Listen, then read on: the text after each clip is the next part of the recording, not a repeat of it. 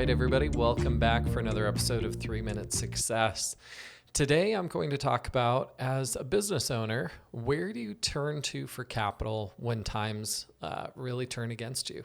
So we're seeing this certainly in the last couple of years, ever since COVID, just different periods of the business cycle where different businesses are under stress and different types of strain financially.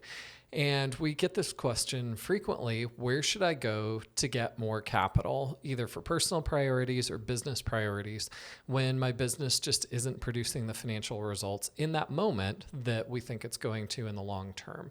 So when you're looking at this, it's really a matter of getting creative.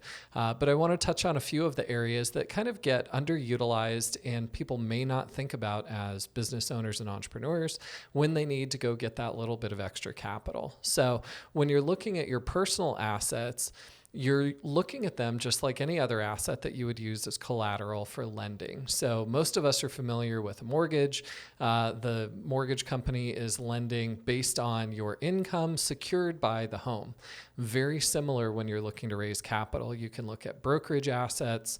Some 401k programs allow you to borrow 50% of the account value up to a limit of $100,000 based on the different loan conventions that are inside the plan documents. You can borrow against other assets, or you can liquidate other assets that you have on your balance sheet. It all really becomes a function of what's the effective taxable rate, what are the approval odds for what you're going to be able to get, and then what is the debt cost itself. So that tax piece is really the one that gets underappreciated.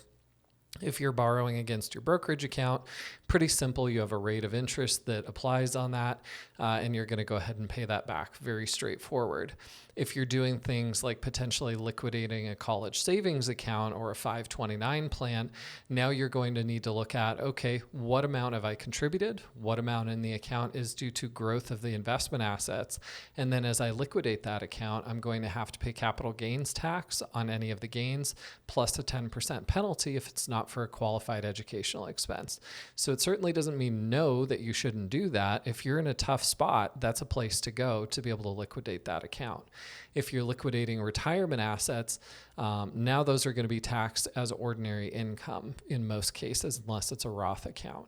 So when you're looking at these different pieces, you can always go there, but when you're evaluating the debt structure, always evaluate the tax implications of whatever you're doing to raise that capital.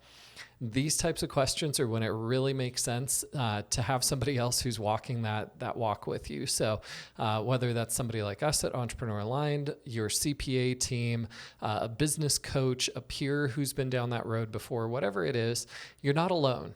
There are people who can help you. There are places to go to raise capital, whether you're taking on debt, borrowing against assets, or liquidating assets that you have.